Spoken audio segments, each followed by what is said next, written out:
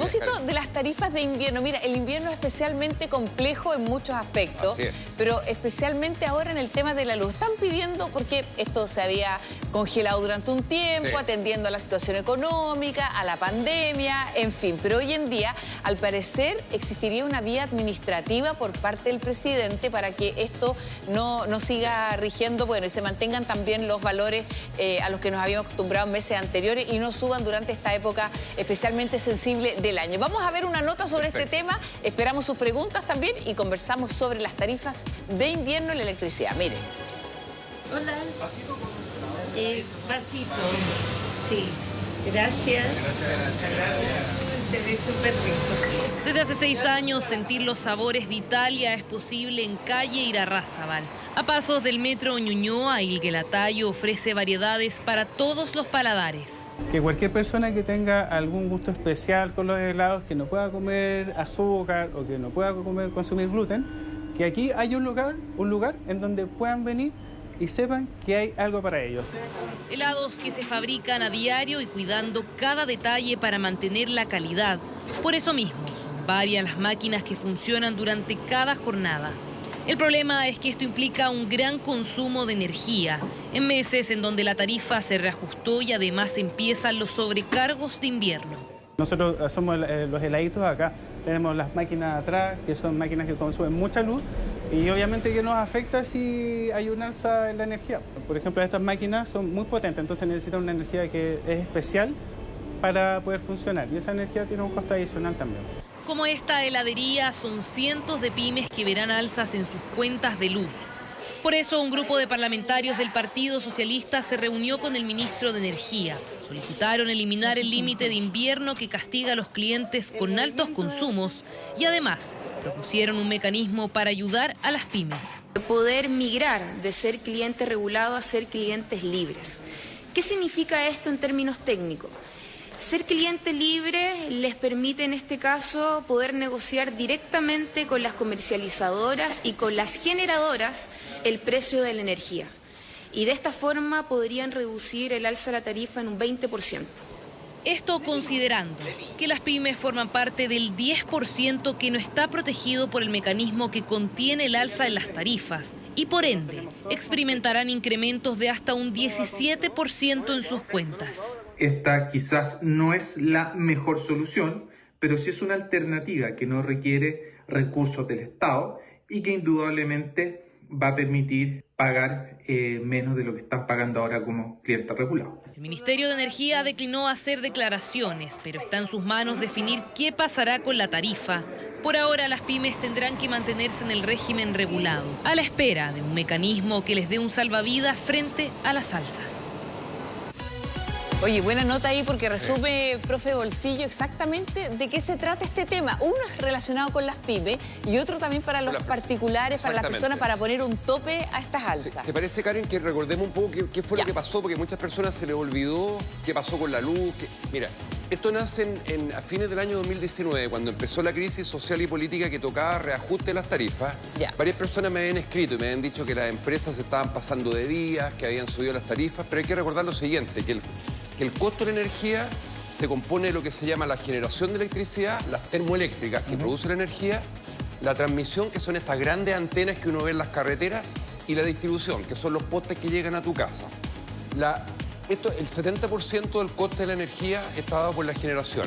El precio de la energía que llega a tu casa lo determina la autoridad, no lo determinan las empresas. Es la autoridad, es decir, el gobierno, la que define cuánto vale la energía. Las empresas lo único que hacen es colocar el precio que fija el gobierno. Es un mercado regulado. Es un mercado absolutamente regulado. Los pocos precios que están fijados en Chile. Así es, Gonzalo, porque es un monopolio. Entonces, en el año 2019, en octubre, como estaba la pelotera, ya se determinó congelar las tarifas, luego vino la pandemia y se estimó que la luz no debía subir y se contuvo el alza de los precios.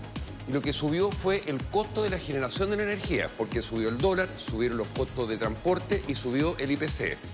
En ese entonces lo que hizo el gobierno fue generar un mecanismo de estabilización para que el precio de la energía en las casas no subiera. Lo subió el año 2020, el 2021 y el 2022. Y como dice el juego del Monopoly, ha llegado a la cuenta de la energía este año. ¿Ya? Y este año sube. Y se terminaron 3 grupos. para aquellas casas que consumen menos de 350 kilowatt-horas, y ese, para que ustedes sepan, es prácticamente el 82% de las casas, o sea, la mayoría. Esto es bueno para entender la cuenta que llega, para que uno pueda analizarla ahí, ¿no es cierto? Y detenerse un ratito a ver cómo se cobra. Exactamente, y vamos a dar algunos tips para que ojalá usted esté dentro de ese 82%. Cómo tratar de disminuir el consumo de la cuenta del hogar para que no sea tan fuerte el alza. A esas casas les va a subir la cuenta aproximadamente un 2,5%. Es un alza que es gradual, que va a ser semestralmente. Un 2,5% igual es una lata tener que pagarla, pero no es un alza tan grande.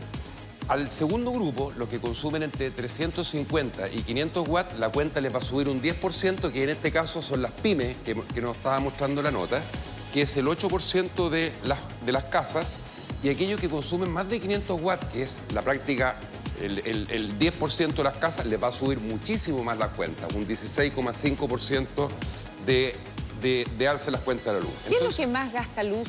Mira, lo que más gasta al mes, Karen, lejos, es el refrigerador. El refri, ya. Un 55%. Primera recomendación, ¿tú sabes cuál es? Hay dos que son bien importantes. Saque el refrigerador, délo vuelta y límpielo por atrás. En los refrigeradores se van llenando de polvillo, de tierra. Para que respire. Exactamente. Y eso hace que el funcionamiento eléctrico sea muchísimo más eficiente. Y lo otro, si lo tiene guardado por ahí o si no lo tiene guardado, revise en internet el catálogo del refrigerador. Normalmente las personas no regulan bien la temperatura y lo tienen a una temperatura que es mucho más baja que la que realmente requiere consumir. Claro. Y el refrigerador, por lejos, junto con el congelador, son los que más gastan energía en una casa. Y el hervidor. Se nota, por ejemplo, el refrigerador en esta época o el congelador no requiere tanta congelación. Por lo tanto, no lo tienes que tener al máximo. No lo tienes que tener al máximo. En verano, a todo guataje. Te creo, pero... Si es de 1 a 10, 8. Pero en invierno puede estar perfectamente en 3, 4. Depende de la graduación que traiga el refri. Exactamente. Profe, guarda un poquito eso porque tenemos también el tema del hervidor. Hay hartos consejos que uno puede dar. Guardarlo mejor en un termo el agua para no estar usando el hervidor a cada rato. Porque estamos con la Javi Ponce, está llamando, está justamente en el Congreso acompañada de un experto y también de la diputada Chicardini. Adelante, Javi. Hola, Javi. Hola, ¿cómo están? Claro, porque eso también ha sido tema aquí en el Congreso. Ha habido algunas iniciativas parlamentarias que pretenden ir, quizás hacer un pequeño salvataje, un alivio para ciertos grupos, como por ejemplo las pymes, como planteaba la diputada Chicardini, en relación a estas alzas que todos hemos visto reflejadas en nuestras cuentas de la luz, ¿no? Y ustedes ya lo comentaban allá.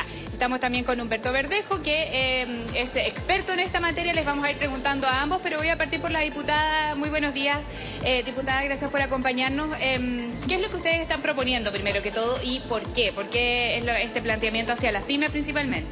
Sí, bueno, saludar a Karen y a Gonzalo que están en el estudio. Primero señalar que hoy día los tiempos han sido muy complejos en términos económicos y también las pymes son hoy día un grupo importante en términos del dinamismo económico, de la productividad y además generan empleo. Por lo tanto, el movimiento que le hacen en nuestro país es tremendamente importante y nosotros estamos en una agenda pro-pyme. De hecho, este es un proyecto de ley que vamos a hacer ingreso en unos minutos más, justamente también acompañando al profesor Humberto Verdejo con Convergencia, con una pyme, y el diputado Manucheri y el diputado Nelson Venega, este último que es parte de la Comisión de Energía del Partido Socialista. Entendíamos de que hoy día, sobre todo con un alza de la tarifa de la luz, era importante que nosotros también pudiéramos entregar ciertos apoyos y alivio al bolsillo, sobre todo de las pymes. Y este proyecto dice relación que nosotros les podamos permitir a las pymes migrar a ser clientes libres. Y ustedes en sus casas se preguntarán qué es ser cliente libre.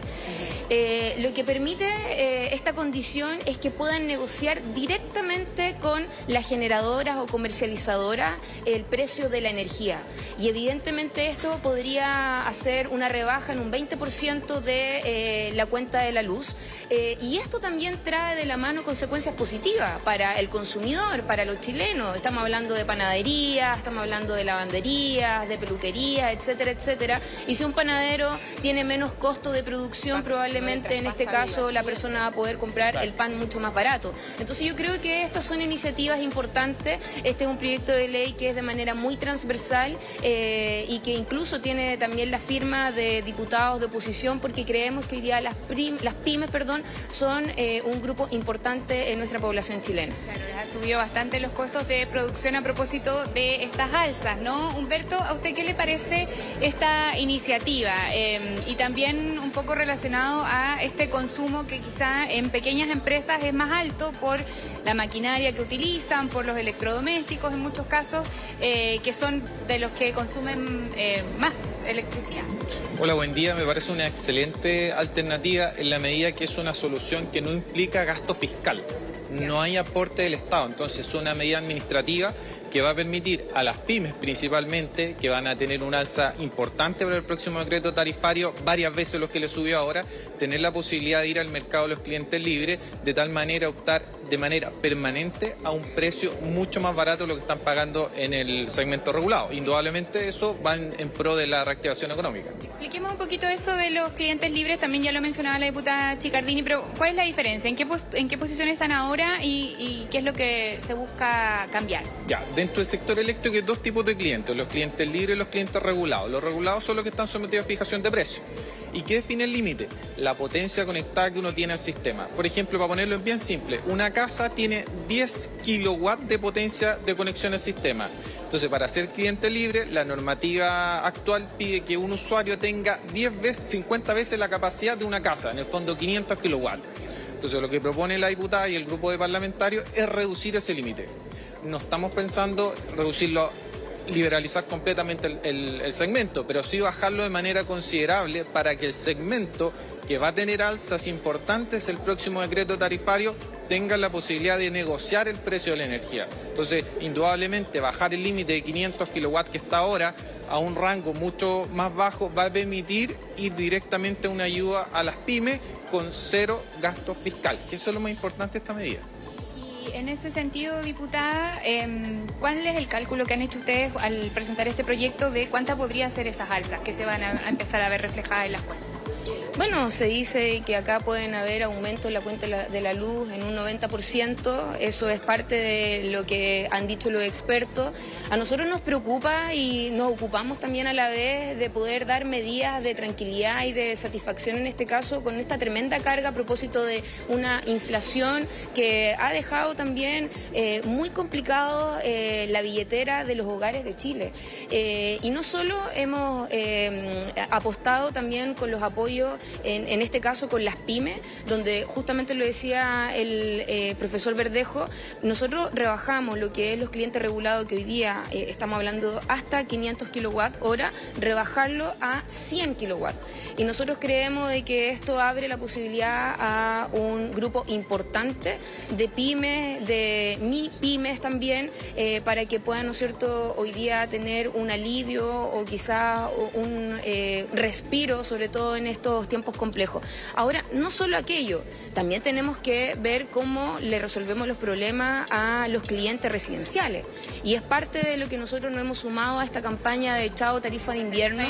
Lo ha dicho también la diputada Carol Cariola, lo han dicho muchos alcaldes, lo han dicho organizaciones, ¿no es cierto?, con respecto a la eficiencia energética. Y creemos de que en este caso en particular, hoy día depende solo de la voluntad política. Yo quiero ser muy precisa en aquello, porque esto no requiere de una ley que se tenga que tramitar en el Congreso, sin perjuicio de que hay un proyecto de ley que se ingresó en el año pasado para poder eliminar de manera permanente el límite invierno, pero hoy día estamos, ¿no es cierto?, muy encima de lo que va a ser este invierno, que además va a ser muy frío, donde probablemente los hogares en nuestro país van a utilizar de calefacción adicional, y eso significa un aumento importante en el consumo de energía y que lo más probable va a recaer en un sobrecobro como es el límite de invierno. En el gobierno del presidente Sebastián Piñera, a través del ministro Llobet, cuando yo era presidenta de esa comisión en ese entonces, cuando era una crisis de la pandemia, donde estaban todos, ¿no es cierto?, en sus casas, tanto nuestros niños por el tema de los colegios, había teletrabajo, o sea, las condiciones eran bien excepcionales y nosotros le solicitamos al gobierno, y así se hizo en el mes de abril abril y mayo, y luego posteriormente se hizo en el mes de agosto y septiembre del año 2020. Y esto se hizo a través de una vía administrativa. Acá no se tramitó absolutamente nada en el Congreso Nacional, y nosotros esperamos de que también existan señales en ese sentido por parte del presidente Gabriel Boric. Claro, eso es algo que también han instalado algunos parlamentarios acá, Karen. Cuéntame. Sí, no, Javi, a propósito también de esta parte, de esta última parte de la conversación ahí con la diputada, preguntarle al profe Bolsillo si esto, porque está muy bien que en el hemiciclo se discuta y todo, pero a lo mejor esto se haría mucho más rápido buscando otros caminos como la vía administrativa, y el presidente tiene la facultad para hacerlo rápidamente. Sí, me gustaría aclarar lo siguiente, eso sí, porque hay que tener cuidado. Por supuesto que las alzas siempre son impopulares y a nadie le gusta que le sube la cuenta de la luz, pero estaba escuchando respecto a las alzas domiciliarias, recalcar lo siguiente, que al 82% de los hogares la cuenta les va a subir un 2,5% y la cuenta promedio es de 44.500 pesos. O sea, estamos hablando que el alza no van a ser más de 1.200 pesos en promedio en los hogares. Obviamente que yo prefiero no pagar más de 1.200 pesos de más, pero no es más allá que eso. O sea, la gran mayoría de las alzas para las cuentas no va a ser de una relevancia mayor que 1.200 o 2.000 pesos mensuales. O sea, no es una alza tan tremenda la que se está produciendo en este minuto. Ahora, por lo que estoy entendiendo, el tema es en materia no del Poder Ejecutivo, sino que el Poder Legislativo, porque por algo lo están tratando a nivel del Congreso. Pero si se va a avanzar por el lado de las pymes, ojalá que eso se traduzca, si se va a contener la cuenta de la electricidad en beneficio finalmente para los consumidores y que se traspasen menores precios, digamos, que entiendo que ese es el objetivo final de la medida. Sí, yo quería preguntarle a Humberto Verdejo, que está ahí con la Javi. A ver, acá hay dos cosas que están pasando, ¿no? Una es este ajuste, estas alzas que estaban pendientes, ¿sí? Que se tiene que poner al día. Pero lo otro es la famosa tarifa de invierno. Son dos cosas distintas. Absolutamente. Ya, entonces, una son medidas que buscan aplacar este ajuste de alza que tenemos pendiente hace ya 2 o 3 años con la generadora. Lo otro es que se acabe la tarifa de invierno, que es más cara que la tarifa el resto del año, ¿sí? Ya, ¿es posible, Humberto Verdejo, que se dedica al tema eléctrico, lo ve viable? ¿Podría ser una tarifa plana para todo el año? Le vamos a preguntar. Sí, le vamos a preguntar, Humberto, ¿ve viable la eliminación de la tarifa de invierno, que es lo que también comentaba la diputada y estaban comentando allá en el estudio? Quizá contar un poco cómo surge esta tarifa de invierno y si es posible terminarla o eliminarla al menos por este año. Ya, solo contexto, eso se aplica entre abril y septiembre de cada año y tiene un objetivo de desincentivar el uso de electricidad en el periodo del año en que la demanda del sistema es la mayor. Pero indudablemente en los tiempos actuales esto es totalmente contradictorio, porque hay una política de descarbonización, avanzar hacia la transición energética, desplazar los combustibles fósiles, principalmente para calefacción, y ahora lo que estamos haciendo es castigar a la gente por usar electricidad para calefaccionarse. Entonces, indudablemente, como muy bien explicó la diputada, esto se hizo en 2020. Estamos en un proceso donde las tarifas definitivas de distribución no están listas, entonces es cosa de voluntad del Ejecutivo de sacar este cargo y aliviar un poco a las familias que se calefaccionan principalmente con electricidad. Decían de todas maneras en el estudio, quizás esa disminución no sea tan significativa en las cuentas, pero de todas maneras tiene un sentido contradictorio. O sea, indudablemente para una familia, poniendo un ejemplo muy sencillo, una estufa eléctrica consume cerca de 40 kWh por 1 hora al día durante el mes. En el fondo, si todos los días lo utilizamos 1 hora al día, vamos a consumir cerca de 40 kWh. Pensemos que eso lo utilizamos 5 horas al día la estufa, entonces ya son 200 kWh solamente en calefacción. Y el límite de invierno se aplica sobre los 430 kWh. Entonces, para un consumo de verano de 230 kWh y 6 horas de estufa al día durante un mes, perfectamente se supera el límite por el cual se paga este sobrecargo. Que indudablemente el Ejecutivo ha sido bien explícito en el sentido que la ley de estabilización de las tarifas, de una u otra manera, protege a los consumidores de bajo consumo, pero este cargo igual sigue existiendo. Se entendería que lo protege en la medida que el cargo no existe, pero ahora se está aplicando a todos por igual. Entonces, de una u otra manera, es un desincentivo para utilizar electricidad y desplazar los combustibles fósiles.